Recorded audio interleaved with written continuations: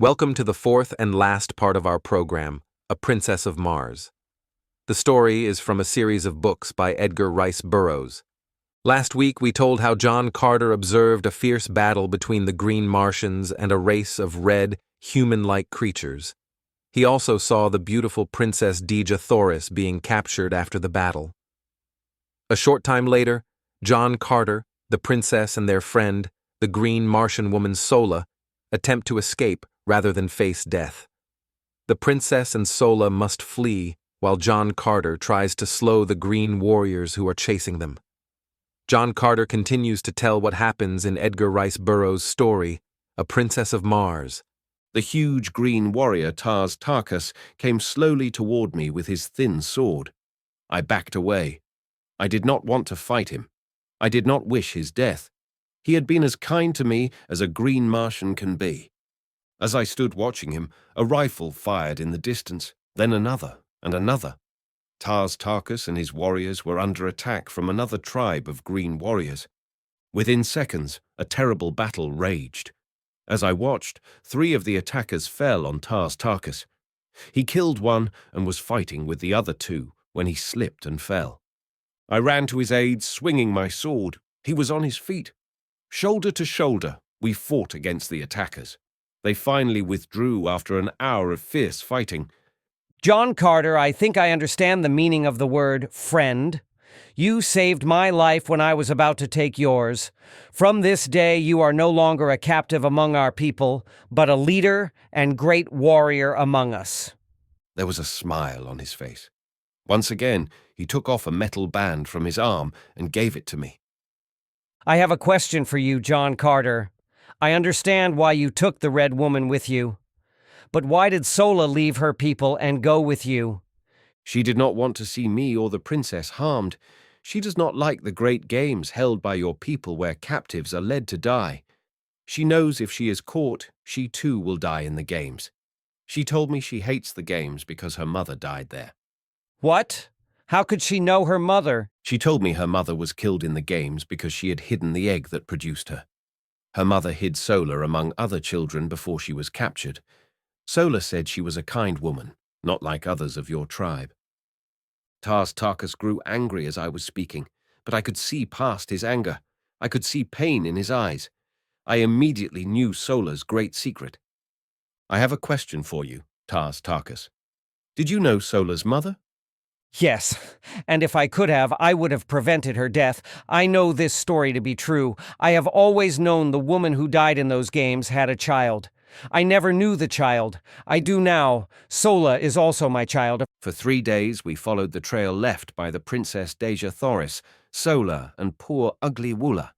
At last we could see them in the distance. Their animal could no longer be ridden. They were talking. When we came near, Woola turned to fight us. I slowly walked to him with my hand out. Sola was standing nearby. She was armed and prepared to fight. The princess was lying next to her feet. Sola, what is wrong with the princess? She has been crying much these past few days, John Carter.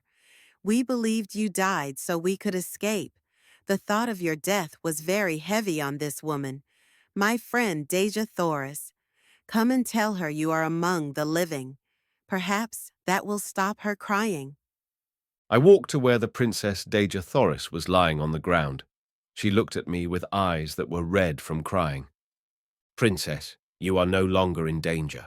Tars Tarkas has come with me as a friend. He and his warriors will help to see you safely home. And, Sola, I would have you greet your father, Tars Tarkas, a great leader among your people. Your secret no longer means death to anyone. He already knows you are his daughter. The 2 of you have nothing to fear. Sola turned and looked at Tars Tarkas.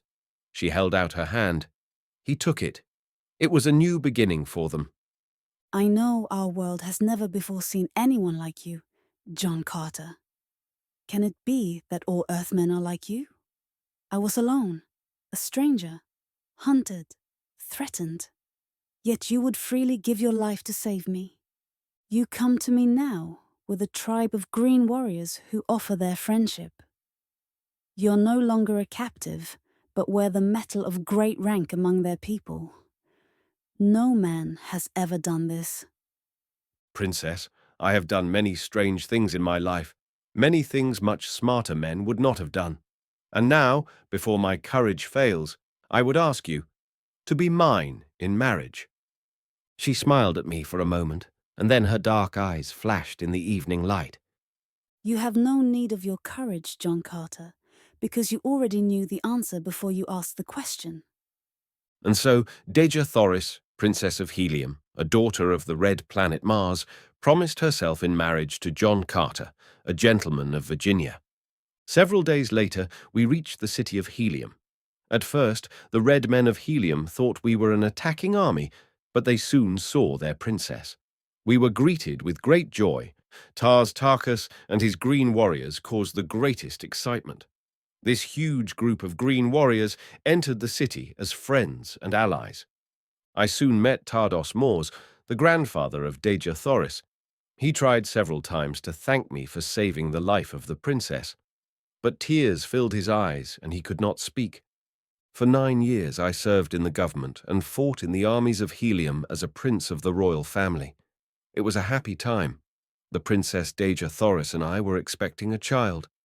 Then, one day, a soldier returned from a long flight. When he landed, he hurried to the great meeting room. Tardos Mors met with the soldier and reported that every creature on the planet had but 3 days to live. He said the great machines that produced the atmosphere on the planet had stopped producing oxygen.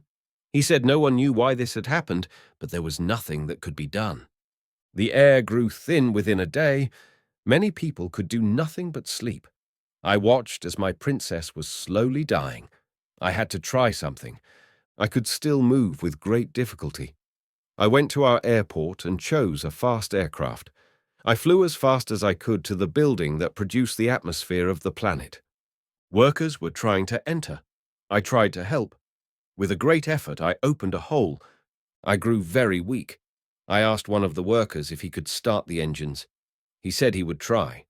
I fell asleep on the ground. It was dark when I opened my eyes again. My clothing felt stiff and strange. I sat up. I could see light from an opening. I walked outside. The land looked strange to me. I looked up to the sky and saw the red planet Mars. I was once again on Earth in the desert of Arizona. I cried out with deep emotion. Did the worker reach the machines to renew the atmosphere? Did the air reach the people of that planet in time to save them? Was my Princess Dejah Thoris alive, or did she lie cold in death? For 10 years now I have watched the night sky, looking for an answer. I believe she and our child are waiting there for me. Something tells me that I shall soon know.